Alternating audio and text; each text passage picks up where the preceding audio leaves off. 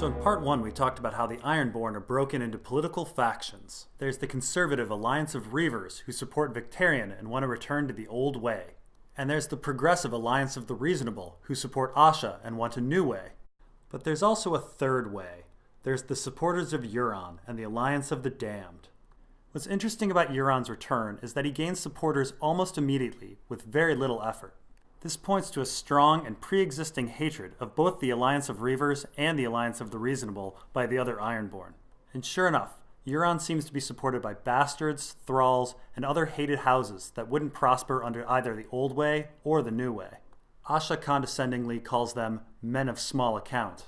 The houses that support Euron seem to be House Winch, House Meyer, House Orkwood, House Saltcliffe, House Cod, along with an opportunistic Botley and the very fickle Quellan Humble. Now, House Winch is the first house to bend the knee to Euron, and as a reward they receive half of House Botley's lands. Now I imagine the Winches are key to Euron's conquest of Pike. After all, Euron only had one ship. What's interesting is that the Winches also seem tolerant of the faith of the Seven, as there's a Winch who's a knight. This means that they're culturally similar to House Botley and the Alliance of the Reasonable, and yet they supported Euron. Why? Well, I'd like to talk about island rivalries for a moment. When Asha returns and assesses her strength, she talks about the Ironborn's support in terms of islands. She thinks she has the support of the Isle of Harlaw, one Isle of 7. But like most point of view characters, Asha is wrong. Although Asha has the support of House Harlaw, the Kennings end up supporting Victarion, the Myers end up supporting Euron, and the Stone Trees seem to stay neutral. Asha's idea about island unity is completely and utterly wrong, and the other isles are just as fractured. On Great Wick, the Spars and the Good Brothers support Victarion, the Merlins support Asha, and the Farwinds support the Farwinds. On Old Wick, the Good Brothers support Asha, the Stonehouses support Victarion, and the Drums support the Drums. On Saltcliffe, the Saltcliffes support Euron, and the Sunderleys seem to stay neutral. On Orkmont, the Orkwoods seem to support Euron, and the Tawneys seem to support Victarion. On Pike, the Botleys support Asha, and the Winches support Euron. The only island that has any unity is Isle Blacktide, because there only seems to be one house on Blacktide. The point being, sharing an island seems to promote animosity and not friendship, and this kind of makes sense. Houses on the same island would be competing for grazing lands and fishing waters and would have a history of warring against each other. So I imagine that House Winch is motivated most by their hatred of House Botley. And the same is likely true of House Meyer. As rivals of House Kenning and House Harlaw, they choose the third way with Euron. Now I'd like to point out that House Harlaw is the dominant house on Harlaw, and House Blacktide is the dominant house on Blacktide. I'm guessing that houses that are named after their island are the oldest houses. And yet House Saltcliffe is not the dominant house on Saltcliffe, and House Orkwood is not the dominant house on Orkmont. Like House Meyer, it's likely that these houses have been beaten down by their rivals. And in the world of Ice and Fire, fallen houses are the most bitter and most dangerous. Now that we have a basic background of the Ironborn, let's jump right into the big question that everyone wants to know. Is Euron actually Daario? Now most people's first reaction is, what? How is that even possible? How can a man be in two places at once? After all, Daario is with Daenerys in Slaver's Bay from the 4th chapter of Daenerys to the 6th chapter of Daenerys in A Storm of Swords. And we hear about Euron's return to the Iron Isles in Catelyn 5, which is between these chapters. So this is impossible, right? Except our author opens A Storm of Swords with a warning that the chapters are not strictly sequential. Other than the appearance of the comet, it's exceedingly difficult to determine when Daenerys' chapters are occurring.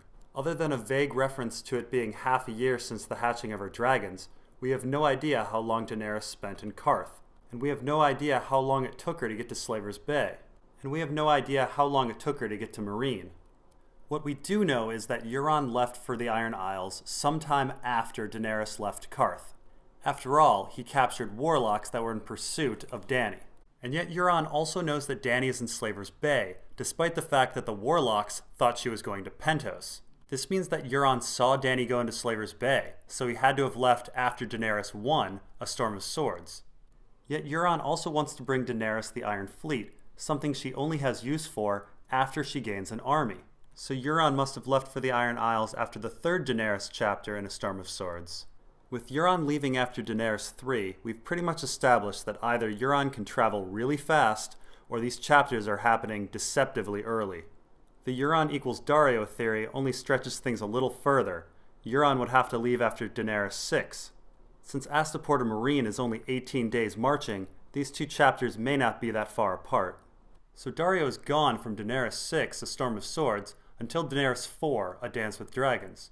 And the question is, can someone go to the Iron Isles and back in that period of time? The problem is, we don't know what that period of time is. So pending additional information, yes, it's possible that Daario is Euron. But then again, it's also possible that Ashara Dayne is Pretty Meris of the Windblown. What evidence do we really have that these two men are the same person? Well, let's really examine the life and times of Euron. So Euron gets exiled from the Iron Isles for banging Victarion's wife. For the next 2 years, he's a notorious pirate. According to Xaro, 2 weeks after Dany leaves Qarth, Pyat Pree and 3 other warlocks leave Qarth to seek revenge on Dany. According to Euron, outside of Qarth, he catches 4 warlocks. So it's pretty safe to assume that Euron's warlocks are Pyat Pree and company. Euron says that the warlocks told him a curious tale. Now, I did a video exploring Qarth called Haven in a Red Waste. One major idea that came out of this video was that the warlocks wanted to kill Dany because of a prophecy. Fierce as a storm this prince will be, his enemies will tremble before him, and their wives will weep tears of blood and rend their flesh in grief. The bells in his hair will sing his coming, and the milkmen in the stone tents will fear his name. The prophecy of the stallion that mounts the world, along with some visions from the House of the Undying, made the warlocks believe that Dany was going to birth something horrible. Now, believing that Dany's womb is something special is not limited to the Dothraki and the Qartheen. The Green Grace also believed this. And after running into the warlocks, Euron seems to have the same idea. You have sons? Base-born mongrels, born of whores and weepers. They are of your body. So are the contents of my chamber pot. None is fit to sit the sea-stone chair, much less the iron throne. No, to make an heir worthy of him, I need a different woman. When the Kraken weds the dragon, brother, let the world beware. So it seems that, like Khal Drogo and the Green Grace, Euron is interested in Dany because of prophecy. But wait a minute, Euron said something really weird.